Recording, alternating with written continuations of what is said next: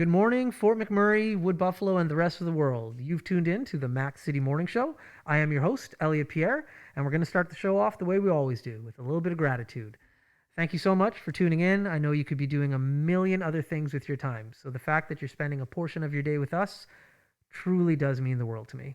On that note, Tanner, hit him with the intro. How's she cotton, me loves? You're listening to the Mac City Morning Show.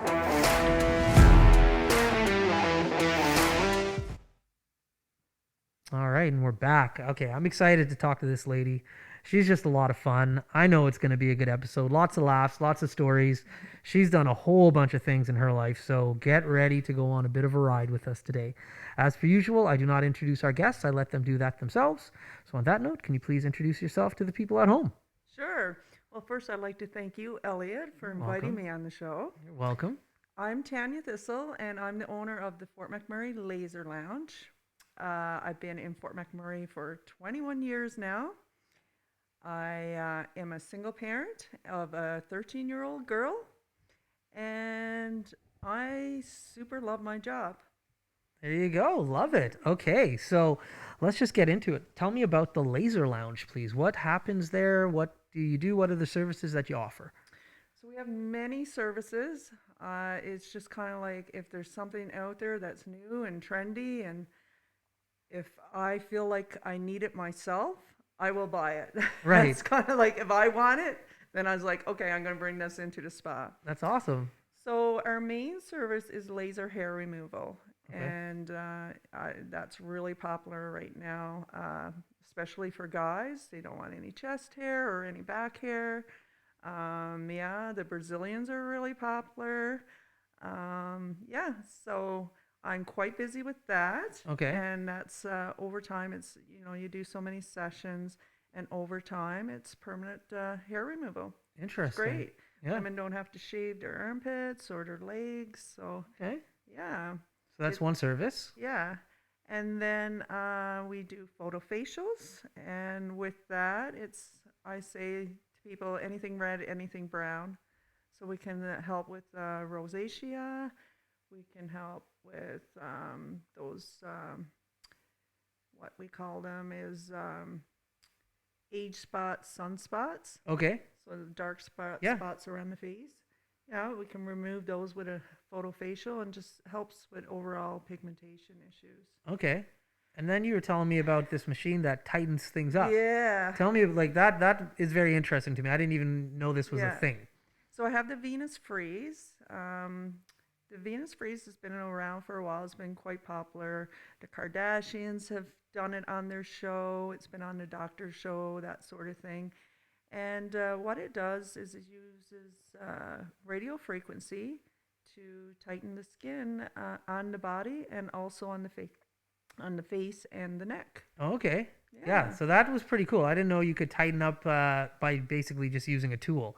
And it's super comfortable. It's like a hot rock massage for the body. Yeah. Yeah, it gets quite hot, and once it gets to a point that it's uncomfortable, they just say hot, and I make adjustments. And yeah. Nice. Now, this business that you have, how long have you owned this here in town? We're coming up on 3 years. That's for awesome. the Fort McMurray Laser Lounge. Yeah. Okay. So now I know a little bit that the people at home don't know, but you have not always done this. So let's go all the way back. Oh my goodness. What brought you to Fort McMurray as far as a job to begin with? Like, what were you doing when you first got here? So initially, out of high school, I became a licensed practical nurse. That's right. Okay. Yeah, and I worked a couple of years at our hospital. I went back to school. I got a diploma in IT, information technology. Came to Fort Mac. Once I got in Fort Mac, I got a job on the Millennium Project. Okay. In 2000, yeah, as a data entry clerk, I think. And from there, I gotta say, they were really good to me. Suncor hired me as a project controls cost analyst, and I worked at that. I was doing studies in the University of Iowa to be a certified cost control engineer, which Suncor was paying the whole thing for that. And then in 2007, I got pregnant. So I stayed home with my daughter, and her father and I, we ran a company together. It was we had water trucks and back trucks and that sort of thing. It was a nice, lucrative business. Yep. And then after we separated, I ended up becoming a mortgage broker. Yes. Because and the thing was, is I was a single parent, so Right. I wanted to stay at home, and you know, I needed to be at home with my daughter and that, so I figured it was something that I could make my own hours. And then the fire happened, and then I came back from that, and I'm like, okay, banks don't want to lend here anymore. It was like pulling teeth to get any mortgages through. You couldn't switch because a lot of people were in negative equities. So it was just a whole different way of doing mortgages.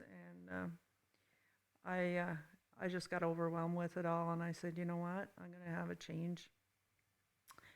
And at that time, I had a severe acne breakout, which I battled with most of my life. So I ended up just researching a lot about lasers, and I had done so many things myself, and then I was thinking of costs, and I'm like, you know what? I'm just as well to do this stuff myself. Right. And buy the equipment, because for the stuff I spent through the years on my skin and my face and anything to do with beauty, I just as well to be doing it. So, because I had such an interest, and that's what I do. I research things in the nighttime, and yeah, so never looked back, and I'm really glad with the move I made. That's awesome. Yeah. You've done a bunch of different things. Yeah. That's like, it's crazy. When we were chatting before about all the different careers and positions you've held, unreal. So I actually used to work in for a company called Eveready. Now they're called Clean Harbors. Yes. So I know a little bit, to say the least, about vac trucks and water trucks. What were your trucks doing? Were like they dewatering? Were you transporting potable water? It was just taking the with the in situ. Yep. So it was just taking the slurry away. Okay. Yeah. That's a nice little business to be in back in the day. Yeah. Then. What? Yeah. Nice. Did you ever get on the trucks? No. No. No. I was behind the scenes. Okay. I'm the kind of the one taking care of the money and That's right. managing that end of it. Yeah. So now there's something else that you do. You are an inventor. Yeah. You're an inventor, which, like, if you weren't doing enough things, Yeah. you found some spare time to invent something. Yeah. So let's chat about that. So during COVID, I got really bored, and it's always been an issue, and I think most homes have the same issue, where the garbage bag falls inside the can. Mm-hmm. So I was playing around and ordering different things, and initially like putting a hook on the outside of the can and trying different things. And then after a while, I figured I perfected it.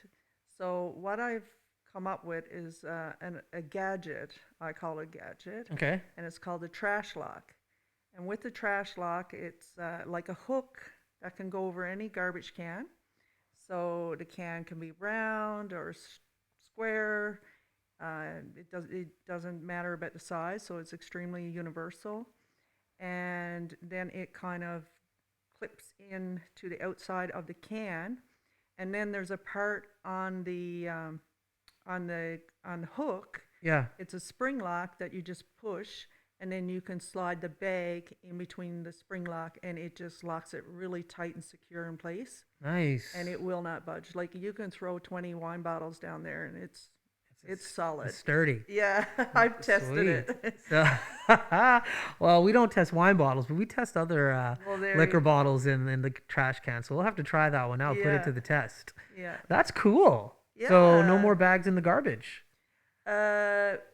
Like, there's no more bags falling into the garbage. Yeah. It also helps with plastic, because people are using oversized bags to tie off. Mm-hmm.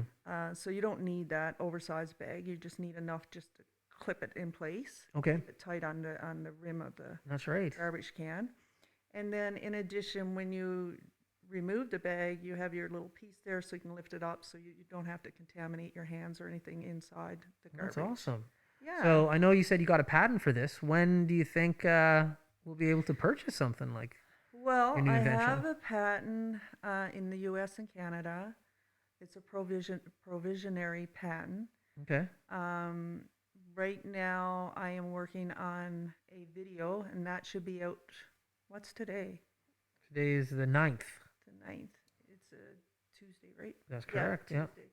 So I'm thinking early next week. Very the cool. Video that's going to be presented to manufacturers. What the lawyer is telling me is usually someone will buy my patent, opposed to me developing it myself. Okay. But I'm kind of interested in doing it myself. Yeah. So I have contacted a place in Edmonton to do like a 3D printing. Yeah. So for the prototype. Very cool.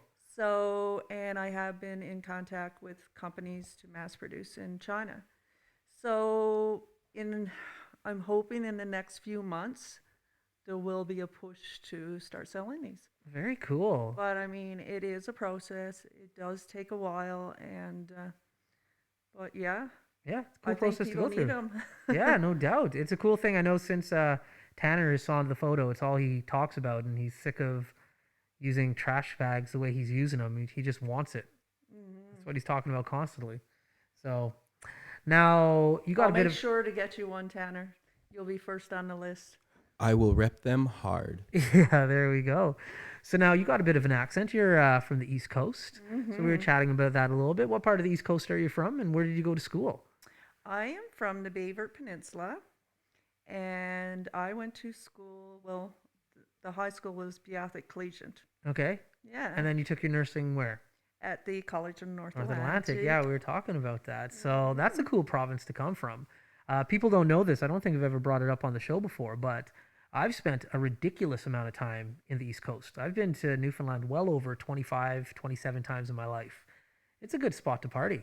Oh, yeah. Yeah, you guys know how to get it done over there. No. And Yeah. it doesn't matter what age you are either. And That's I right. mean, like, people are lowering their grandmothers into the bars. Like, yeah. Well, that's it. It's a beautiful thing to see when you go to the bars and you see the generations partying. And like you said, yeah, the grandpas and the grandfathers, Yeah. grandmoms are there with like their newly turned 18-year-old grandson, and they're just all there having a time. Yeah. So yeah, the East Coast is sweet for that. Isn't it 19? 19, yeah, Is is the age limit. Yeah, they're 19-year-old 19. That's grandson. all right. People hit the mic. I do it all the time. 19 in the East Coast? Yep. What a bummer. Yeah, it takes us a year, like. I remember. I think Alberta, Saskatchewan, and Manitoba are the only places in Canada with an 18. Oh. And I think the territories maybe. Okay. I remember when I turned 18 here in Alberta. Like, obviously, you turn 18, you can go to the bars. It's all good.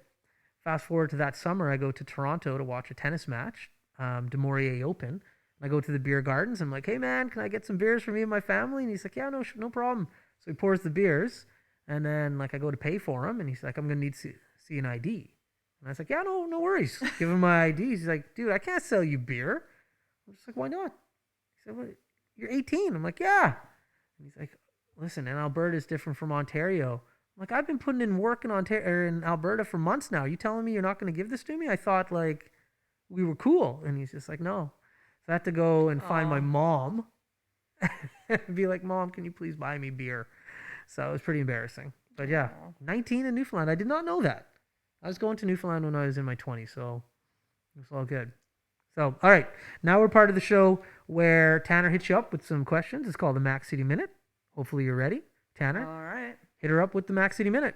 All right, question number 1. What is one thing you can do for your skin health that people might not know to do? Well, this is an obvious one. I'll tell you a trick. Seal oil caplets are great for your skin. Seal oil caplets. Yeah. And make sure they're made in Newfoundland.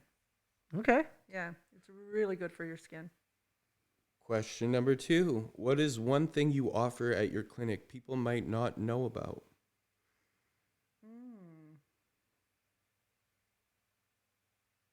Maybe the microneedling. Oh, nice. Fairly new. So that's a really good anti-aging treatment. And it's 1 to 3 days downtime. So yeah, but it's a really good treatment for sure. Question number 3. What is your most interesting story from your time nursing? Oh my goodness. Oh my God. Well, I did a lot of chronic care. So, dealt with people at third level care and dementia. Oh, So, geez. yeah, anyhow, I had a man who was in a jury chair who was quite aggressive, and he had a belt around him. And back then, I was super, super tawny. So my arms were like super skinny. And anyhow, he got a hold of me, a hold of my hand, Yeah. and he wouldn't let go. And it was getting to the point like they thought he was probably going to break my arm. Right. So we had to get a doctor down, and yeah, she gave him a needle to relax his hand, to relieve my arm. Right. And so I was on shift, and I went home that day. I came back, he was still asleep. He was asleep that whole shift. I went home, I came back in the morning, he was still asleep. So whatever she gave him, Yeah. the doctor, yeah, she put him out for almost 3 days Okay. after that. So, yeah. That's an experience right there. Yeah, I was scared he was going to break my arm, right? Yeah. So, No doubt. yeah. But Question. What? I said you don't need to worry about that in your new line of work. Yeah. Question number 4. What do you think is the most important thing you've learned from your past careers that you use in your current one?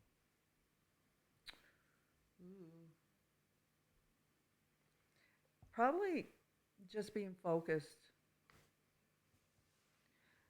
Like, I always say, like, people think they can multitask, and the human brain is not capable of that. Right. Like, even Einstein could not focus on 2 things at one time. So this whole new technology and stuff, when it comes to the phone, Mm-hmm. I find it's tough in business when you go places and people are constantly on their phone, and you can't build relationships with your customers and stuff like that. Right. So always be present and just focus.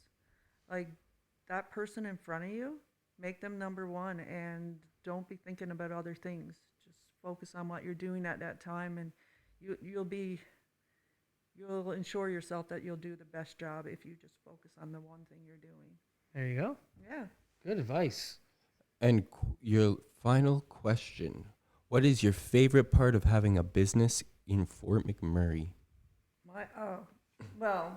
My favorite part about having a business is the social aspect. But in McMurray, I gotta say, like, the people are great. I've been here 21 years. I know a lot of my customers, and people are just really easygoing. I find very generous, and they're fun. There you go. I like it. Those have been your 5 questions. I'd like to think Fort McMurray people are fun, right, Tanner? I would say so. Yeah. We're from here, and me and Tanner are a ball. Yeah, I'd say. There you go. All right. Now, you do so many things. So before we cut you loose, I want you to give your businesses one more plug again. Please tell people who you are, where they can find you, how they can get in contact with you. All right. So I'm Tanya, and I own the Fort McMurray Laser Lounge. I do have a Facebook page, Fort McMurray Laser Lounge, it's called. I'm on Instagram, Fort McMurray Laser Lounge, and I have a website with all my services at www.fortmcmurraylaserlounge.com. There we go. And let's not forget about that invention. What's that invention called one more time? The trash lock. The trash lock. I seriously can't wait to get one of these things. Yeah, and I just want to add too that we do free consultations, and my partner is Sabrina Watson, and she's amazing. If you're going to book for a facial, definitely book with her. She's way better than me, and yeah. There you go. Is that it? Sabrina, we might be seeing you soon. Yeah. Here we go. All right. Well, that's it. Short and really do appreciate it. Thanks for having me. Yeah, and you'll come back again, I have no doubt. I'll come back and we'll talk about what's happening with the trash lock. Yeah, love it. For sure. Okay. There we go. Well, Fort McMurray, Wood Buffalo, and the rest of the world, thank you very much for tuning in today. Once again, this is the Mac City Morning Show. My name's Elliot Pierre. Tanner is the man behind the camera, and we appreciate you spending the day with us. Hopefully you're having a good one, and we'll see you tomorrow. Peace. I said this. That's another Mac City Morning Show done. It's so ballistic!